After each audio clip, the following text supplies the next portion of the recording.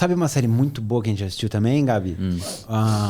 Aquele episódio lá, amor, do Mistérios Não Resolvidos. Que a gente viu... mas eu não lembro. Eu preciso assistir de novo pra anotar e pra falar direito pra vocês. Mas é basicamente num... Existe uma reserva que eu não lembro até o nome da reserva. Existe uma... Navarro. É uma reserva nos Estados Unidos, que é a Reserva Navarro. Uma reserva indígena que fica entre 3 estados dos Estados Unidos. E lá, já mais de 30 pessoas relataram que viram pé grande. Que viram mais de sei lá quantas pessoas relataram ter visto OVNIs. E aí, nessa... como é que é o nome que eu falei? Navarro? Sei lá o que é Navarro? Nessa área? Não é Nessa área. Não é área. O que eu falei, mano? Foi uma floresta. Não é floresta. Não, reserva. Reserva. E dentro dessa reserva tem os agentes policiais da Navarro mesmo. Que eles são mais agentes, tipo, ambientais, que a gente que vai fazer trilha e se perde, eles vão lá e resgatam e tal. E aí tem 2, que são os mais velhos, um dos mais velhos e um dos mais experientes, que são nativos de lá, que foram encarregados de criar uma operação para investigar esses casos.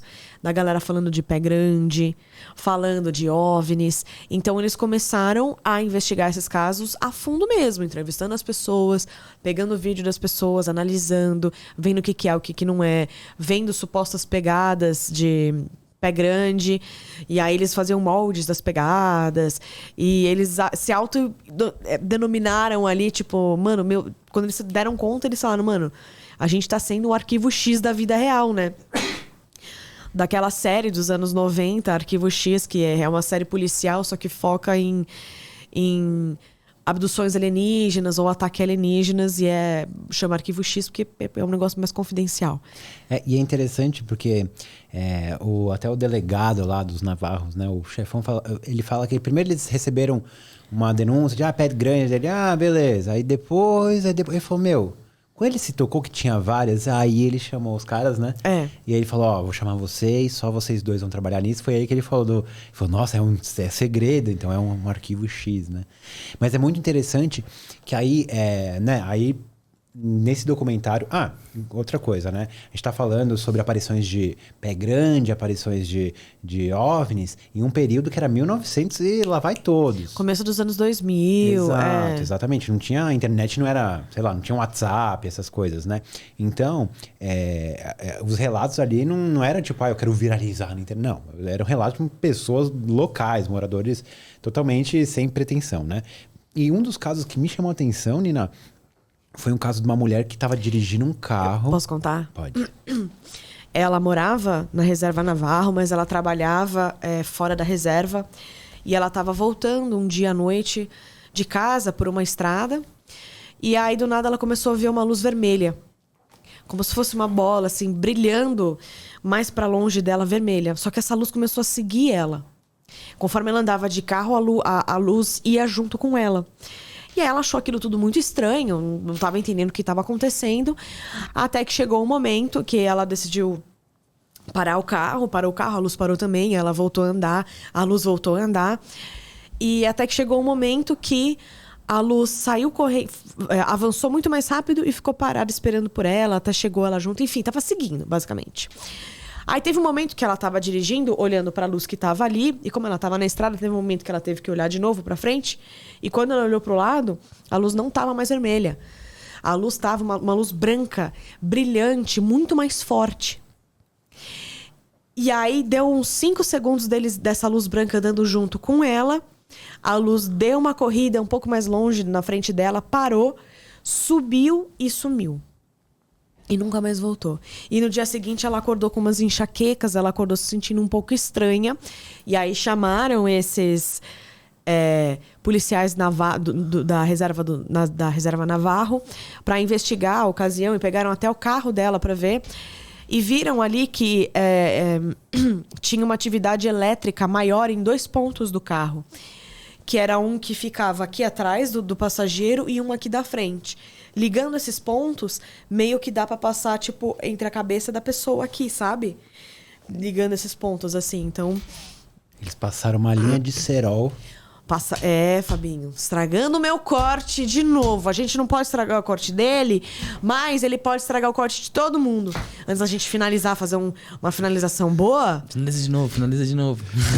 Eu não lembro mais. Não, mas é isso mesmo que acontece, né? Tipo, no fim ela tem enxaqueca, né?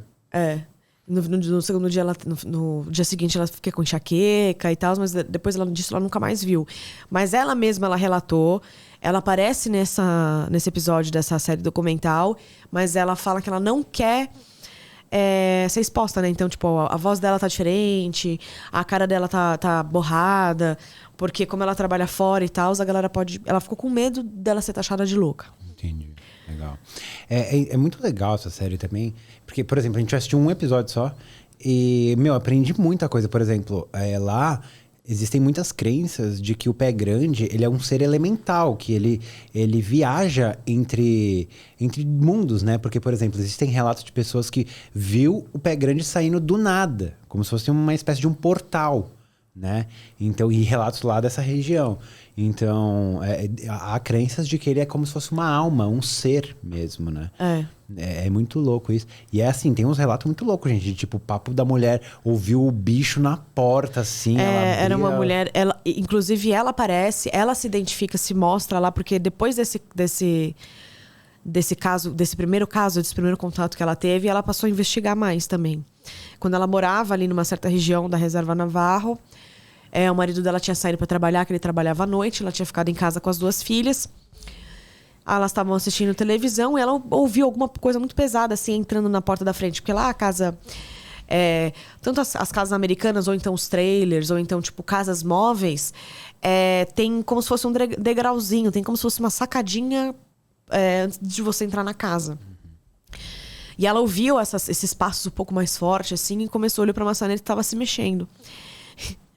E aí ela virou e decidiu abrir a porta. Abrir pra ver o que é que tá acontecendo. Se fosse eu já teria ligado pra polícia, enfiado embaixo da cama e não ter saído nunca mais. Mas ela abriu a porta. Quando ela abriu a porta, ela viu uma criatura magra, mais forte, muito alta, com pelo pelo corpo todo, assim, uma cara meio mais estranha, mas o pelo tava com pelo pelo corpo todo, tinha umas garras. E as filhas delas também viram. E assim que eles se olharam assim, ele virou de costas e saiu correndo e sumiu. Meia hora depois, começou o barulho de novo, de mexer na maçaneta. Aí a mulher não abriu a porta de novo, né? Ela apenas acendeu a luz. E supostamente aquele ser foi embora. E ela ficou muito surpresa, porque era muito alto, muito gigante aquele negócio. Então ela ficou assustada, porque até então não conhecia outras pessoas que tinham visto. Ela começou a investigar, começou a ir atrás.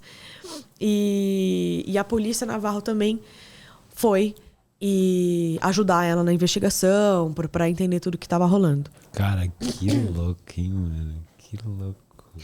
Chama Mistério Sem Solução, né? Isso mesmo. Tá na Netflix. Todos os episódios... Cada episódio... Mistérios não resolvidos, né? Cada episódio é uma coisa diferente. Tem também de sequestro, assassinato, mistérios não resolvidos, né? Como o nome já diz. Mas também tem episódios como esse do pé grande, de OVNIs, que eu prefiro. Eu prefiro do que o de caso real. Muito bom, muito bom.